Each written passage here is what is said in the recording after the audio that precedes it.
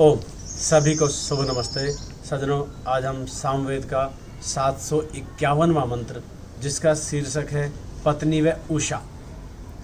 सज्जनों, उषा जो प्रभात काल होता है, जिसे हम पीली फटना बोलते हैं, अपने क्षेत्रीय भाषा के अंदर अलग अलग देश और प्रदेश या विदेशों में क्या क्या बोलते हैं वो अलग बात है, लेकिन सूरज निकलने से पहले जो रोशनी का एक उदय होता है और हम सब अपनी निद्रा देवी को छोड़ करके जब कार्यों में लग जाते हैं, तो पत्नी की जो उपमा है वो उषा से दी गई है। और अगले 752वें मंत्र में पति की उपमा सूर्य से दी गई है। तो देखिए मंत्र के अंदर क्या है। 51वां मंत्र है, पत्नी उषा की तरह होती है, उषा उदित न हो ऐसा कभी हो नहीं सकता। रात्रि के बाद उषा का आगमन होता ही होता है। वैसे ही जो श्रेष्ठ पत्नी होती है वह अपने घर को ऐसे ही चमकाती है जैसे उषा सबको अपने कार्यों में लगा देती है, सबके अंदर प्राण शक्ति का संचार हो जाता है। उसी प्रकार से यहाँ पत्नी के लिए विशेषण दिया है कि पत्नी उषा जैसी है। ऋषि जी क्या लिखते हैं, आइए देखते हैं। इस मंत्र के देवता उषा हैं। इस उषा के विषय में कहते हैं कि प्रत्येक के अभिमुख आती हुई दिखाई देती है, सबका चेहरा रौनक से भर जाता है, देदीप्यमान हो जाता है। और रात में तो अंधेरे में थे सब, एक दूसरे को देखते ही नमस्कार अभिवादन प्रारंभ हो जाता है। और ये जीव जगत जितना भी है वह सब अपने अपने कार्य में, यानी कि पक्षीगण इत्यादि दूसरे पशु इत्यादि सब अपना चारा दाना इत्यादि चुगने के लिए निकल पड़ते हैं। वही उषा काल होता है। तो उषा उदित न हो ऐसी बात नहीं होती। इसी प्रकार गृह पत्नी भी उषा के समान सभी के लिए उदित हो, यानी कि गृह पत्नी जो है वह निराश सी ना रहे, वह समझदारी से अपने घर को चलाने वाली हो, हमेशा आशान्वित रहे। वो ज्ञान के द्वारा, विवेक के द्वारा, प्यार के द्वारा, स्नेह और वात्सल्य के द्वारा, स्फूर्ति के द्वारा, चुस्ती के द्वारा, ओज और जोश के द्वारा घर के लोगों का पालन करे, व्यवस्था करे। इसी प्रकार गृह पत्नी भी उषा के समान सभी के लिए उदित हो। पक्षपात की गंध मात्र भी पत्नी में न हो। किसी के साथ पक्षपात पत्नी जो है करती ही नहीं है। ये व्यवहार में आप देखते भी होंगे। यह उषा आती है क्या करती हुई, प्रश्न चिन्ह लगा हुआ, विवासन करती हुई, सभी को विशेष रूप से निवास देती हुई।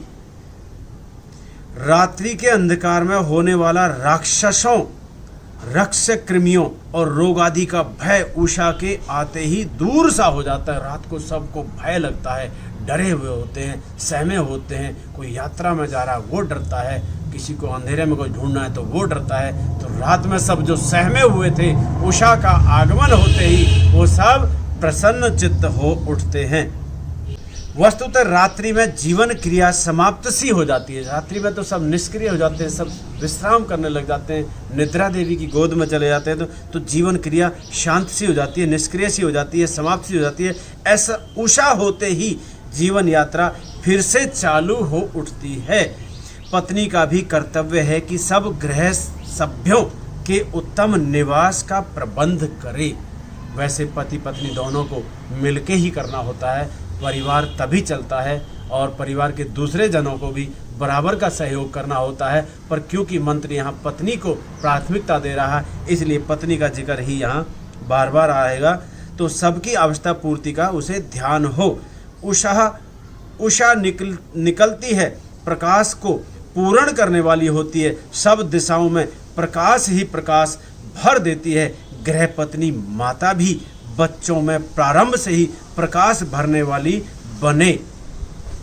जैसे उषा प्रकाश भरती है, वैसे ही गृह पत्नी, अब गृह पत्नी कह लीजिए या माता कह लीजिए, स्वरूप तो उसके दोनों ही है। बच्चों की माता है तो गृहपति की वो पत्नी है। तो उनको अपने संस्कारों से भी ज्ञान भरना है। गोदी के बच्चे को लोरियों में भी उत्तमोत्तम श्लोक व मंत्र सुनाएं, उनको कायरता के, उनको डरपोक पने की बातें ना सुनाएं। उनको माता जीजाबाई जिन्होंने वीर शिवाजी को वीर बनाया, माता मदालसा और माता सुभद्रा जैसे वीर अभिमन्यु को उन्होंने गर्भ में ही संस्कार दे दिए। तो ऐसे ही माता को और गृह पत्नी को अपने गर्भ के अंदर और कुछ बाहर आने के पश्चात संतान को व्यवहार में अपने व्यवहार से, अपने आचरण से संस्कार देने की बात यहाँ कही गई है। यह महनीय उषा निश्चय से अपने दर्शन उपस्थान से अंधकार को दूर भगा देती है। उषा निकली अंधेरा गया। इसी प्रकार माता भी सब पर इसी प्रकार दृष्टिपात करे कि उनका हृदयांधकार दूर हो जाए। वह अपनी प्रेम व उत्साह भरी दृष्टि से सभी को उत्साहित करे। वह सभी के ऊपर वात्सल्य, अपना ममत्व, अपनी ममता का प्रदर्शन करे। उनके सिर पर ऐसे प्रेम से हाथ फेरे, उनको गाली गलौज, उनसे अपशब्दों से व्यवहार ना करे। ऐसा आचरण निंदनीय होता है। तो श्रेष्ठ जो माता होती है, जो उषा से जिसकी प्रेरणा, जिसकी उपमा दी जा रही है, ऐसी माता के आचरण की इसी तरह की परिकल्पना की जा सकती है। यह महनीय उषा चारों ओर प्रकाश ही प्रकाश कर देती है। उत्तम गृहिणी भी अपने व्यवहार दक्षता से, अपने व्यवहार की कुशलता से सारे घर में आह्लाद भरे रखती है, प्रसन्नता का माहौल भरे रखती है। कहीं भी निराशा आ नहीं सकती कि किसी भी बालक में निराशा आती है, किसी प्रियजन और किसी स्वजन के अंदर निराशा के भाव आते हैं, वह उन्हें उत्साहित करती है और उन्हें उत्तम संस्कार दे करके पुनः कार्य में लगाती है। उषा प्रकाश करके उत्तम गति देने वाली होती है। उषा हुई और सभी पशु पक्षी भी अपने मार्ग पर बढ़े। गृह पत्नी भी उत्तम व्यवस्था से सारे घर को आगे ले चलने वाली होती है। यह बात ध्यान रखनी चाहिए कि घर की यह उत्तम स्थिति होती वही है जहाँ यत्र नार्यस्तु पूज्यन्ते रमन्ते तत्र देवता। जहाँ नारी का सम्मान होता है वहाँ ही सारे देवताओं का निवास होता है। अन्यथा ऐसी बात फिर चरितार्थ नहीं हो सकती। नारियों का आदर होता है, परंतु जहाँ वह साम्राज्ञी न रहकर दासी मात्र हो जाती है, वहाँ यत्रास्तु न पूज्यन्ते सर्वास्तत्रा फलः क्रिया, सब क्रियाएं निष्फल होकर के अवनति ही अवनति होती चलती है। जहाँ नारी का अपमान होता है वहाँ उस घर का, उस परिवार का पतन ही पतन होता है, गिरावट ही गिरावट होती है। वहाँ अशांति ही अशांति होती है। वहाँ कहीं शांति और प्रसन्नता का माहौल हो नहीं सकता।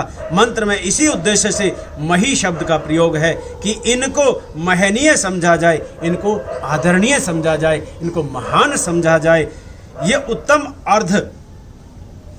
अर्ध मीन्स आधा पति और आधा पत्नी, तो उत्तम अर्ध है, निम्न अर्ध नहीं है, उत्तम अर्ध है, बेटर हाफ।